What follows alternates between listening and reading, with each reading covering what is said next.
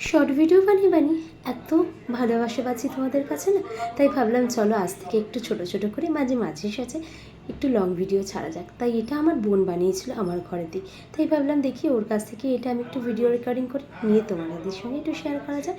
Simple জিনিস ছিল কিন্তু খুব টেস্টি ছিল, আর সাধারণত বাড়িতে আমরা এরকম জিনিস বানাই না এত সোজা হলেও।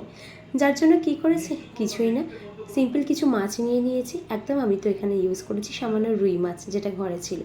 তার মধ্যে একটা মিক্সিং জার নিয়েছি, তার মধ্যে বেশ কিছুটা ধনেপাতা, একটু বেশি পরিমাণে, একটু পেঁয়াজ, একটু আদা রসুন লঙ্কা আর একটু লবণ।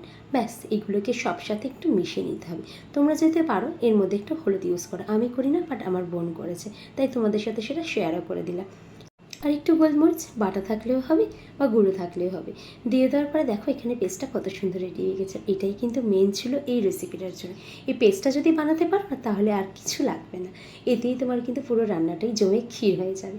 এবার দেখছো মাছের পিসগুলো যেগুলো ছিল, শুধুমাত্র এই যে লেজাটা একটু বড় ছিল বলে তাতে একটু কাটিং করে দিয়েছি, সেটা আমি নিজেই কাট করে দিয়েছি। আর বাকিটা আমার বোনই কমপ্লিট করেছে রান্নাটাকে। তার মধ্যে যে পেস্টটা বানিয়েছিল সেটা সুন্দর করে মাখিয়ে নিয়েছি, মানে ফুল কোডিং যাকে বলে। কারণ এটা তো কোনো ঝোল বা ঝাল কিছু হবে না, এই যে মশলাটা মাখানো হচ্ছে এটা দিয়ে কিন্তু এই পুরো রেসিপিটা হবে, এবং এটা দিয়েই কিন্তু ভাতটা খেতে হবে। আর যাই হোক বাঙালি বলে কথা, মাছ ভাত ছাড়া তো হয় না, তাই শেষের পদে কিন্তু ভাত একটু বেশিই থেকে থাকে। তাই এই মশলাটা দিয়ে কিন্তু সে ভাতটা কমপ্লিট করতে হবে। এই কারণে এখানে প্রত্যেকটা মাছকে সুন্দর করে একটু মশলা মাখিয়ে নিয়েছে। ব্যাস আর কি, এটা কিন্তু রেডি এবার কড়াইতে যাওয়ার জন্য। চলো দেখে নিই এটার উপরে আর কি কি করতে হবে। মাছটা এত সুন্দর দেখতে লাগছে যেন মনে হচ্ছে এখনই এটা খাওয়ার উপযোগী হয়ে গেছে। তবে না, কেন বললাম বলো তো আমি, কারণ যে রেশমি কাবাবগুলো হয় দেখবে সেগুলো কিন্তু এই টাইপই দেখতে হয়, এইরকমই গ্রিন গ্রিন থাকে, জাস্ট একটু ভাজা থাকে। আর এই মাছটাও ঠিক সেই রকমই হবে।